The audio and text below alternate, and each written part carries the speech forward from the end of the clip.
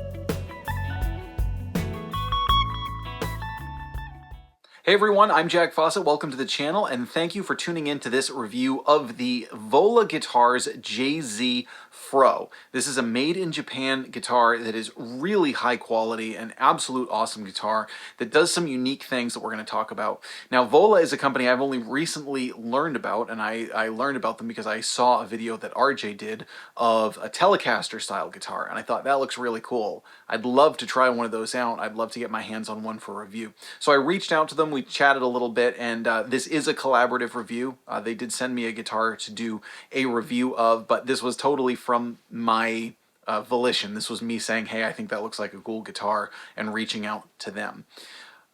The specs that you get on this guitar, the quality that you get on this guitar for the price are really unbelievable. Obviously, it's kind of a Jazzmaster style, but one of the things that I think is interesting too is it's a slightly smaller body than a Fender Jazzmaster would be. So it's a little bit more comfortable. Jazzmasters are actually quite big and a little bit cumbersome. This one's a bit smaller, and also with the angles on it, and particularly the point on the headstock, it also gives me the vibe of one of the old guitars made in Japan that have become kind of cult favorites over the years, things like Taisco and stuff like that. So there's kind of a cool, you know, like a multitude of, I don't know if that was an influence on the design, that's just something I picked up on, and again, the fact that it's made in Japan. But I think that that styling is just really neat, really interesting, and sort of sets it apart. Now this has an alder body, it has a roasted maple neck. This particular one is obviously sunburst finish. You can also get this guitar in a white finish. The pickups are, it's got dual P90s, they're humbucker size P90s that they call VF P90s, and then there's a single coil in the middle. Now, what's really neat is the way that the switching works with these pickups. Now, I have been one to say that versatility isn't everything. I really would prefer a guitar that does one thing really well than a guitar that does like all the sounds but doesn't really have its own character. What's cool about this guitar is there are a lot of different ways you can set it up, so it does give you great versatility of sound, but it also sort of maintains its true character throughout the whole thing. So this is the basic setup. This is the way that it works. When you first get the guitar and you plug it in, it's going to be on dual P90s. So you got your neck, middle setting, and bridge. Then the volume is a push-pull pot. When you pull that out, it activates the middle pickup. So then you actually get 3 more settings. You get the blend of the middle pickup with the bridge, middle setting, and neck. What I like about it though, and kind of going back to the point I was making earlier, is that when you use both, flipping back and forth, it always kind of maintains its true character. It sounds like this guitar. It's not like you're on one sound and then you're on this wildly different sound. It really has kind of a universality to the tone and the character. Some really versatile guitars, it's like, yeah, okay, maybe it kind of sounds like a Strat here, maybe it kind of sounds like a Les Paul there, but the tones are so like wildly separate from each other and none of them are really good. This one's not like that. This one gets a really cool, crisp, but fatter P90 tone, and then gets those plucky, almost Strat-like tones when you add in that middle pickup. Now this has all Godot hardware, including Godot locking tuners and a 2-point trem. It has stainless steel frets, and it is so well put together. The parts are so well put together, and it's so well set up that I'm laying on the tremolo a lot in this review, and I didn't have to retune it once the entire time. The only thing that I did when I got the guitar, besides tune it up, was I did one slight tweak on the tremolo setup just to get it to my personal preference. It had nothing to do with, you know, it wasn't like set up poorly. It was just like, hey, I like it. I like the tremolo to be raised slightly so that you can do the warbly squarbly thing, which you've heard already a little bit, and I'm going to do that a bit more. But tremolo all the time, not having any tuning issues. The neck feels and plays impeccably. Again, the tone is really great. And the one last trick that this one has under the hood is it does have a switch that is a direct in switch. And what that does is bypasses the electronics, so you just get the kind of true tone of the pickups straight out of the guitar into the amplifier. So what we're going to do next is I'm going to do a whole clean rundown and a whole overdriven rundown of this guitar.